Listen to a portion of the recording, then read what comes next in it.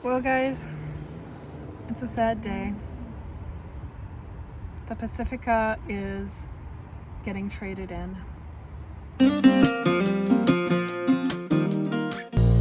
So all the seats are in. My beloved camper van. Why in the world would I trade it in when I love it so much? It's an awesome van. It drives great. It's comfortable. It's powerful. I loved my setup. So here you can see my basic setup. I have my bed here, my couch, which turns into a bed, my swivel table, and legs for bed mode. And it simply slides out. And now I have 4 cushions to lay on. So that's the main. Letting out the air was a good idea. Whew.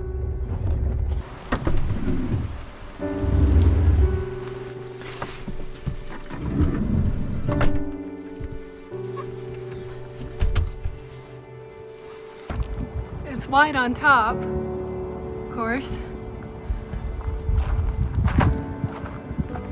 but it looks pretty good. It does not look like Starlink.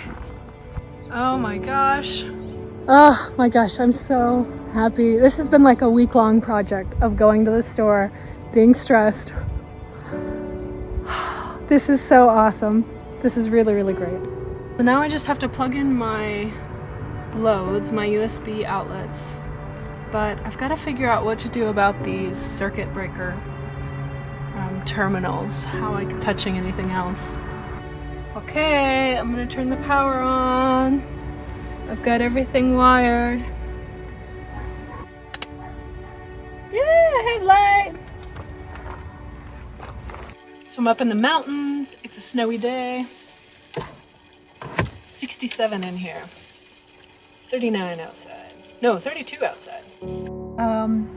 So here's what happened. The transmission started having some intermittent problems.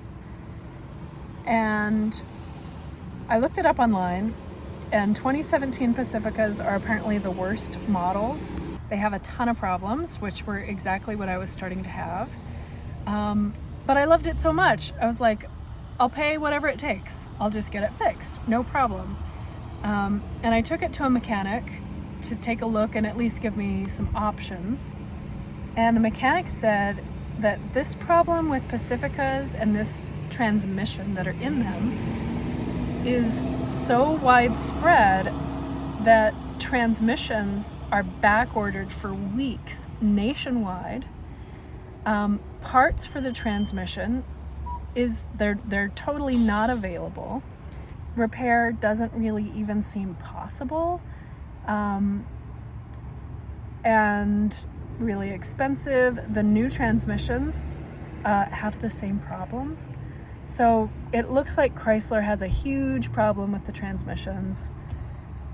And it looked like the van was headed down that road. So it'd be one thing if this was just a camper van for me and I just took it out on trips, but it's also my daily driver. I use it to get to work. I have to drive all over the city for work. So it's super important for me to have something reliable. So I had to say goodbye to the van. Nothing is comparable. New vans are super expensive. SUVs are wimpy and small. Like, nothing is comparable to the Pacifica, really, at all. So I'm a little disappointed and a little sad. But who knows what may come in the future. This might open up a whole new opportunity for me. I was able to get all the seats in. It was not easy. And it took me a lot of time in a sweltering heat wave of 120 degrees outside. It was horrible. But everything got back in, everything got cleaned up. So I was really happy that I didn't put any holes in the roof or some other things that I considered, because I just thought I was gonna have the van forever.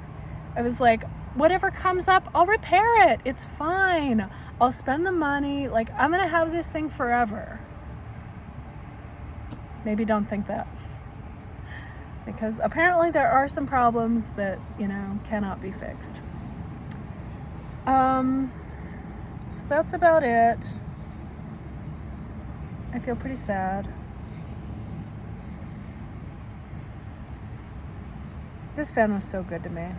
It really was. We went so many great places. Anyway, stay tuned.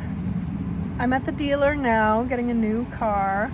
So there will be more adventures to come. And yeah, you'll have to stick around and see what I do next. Okay, bye guys.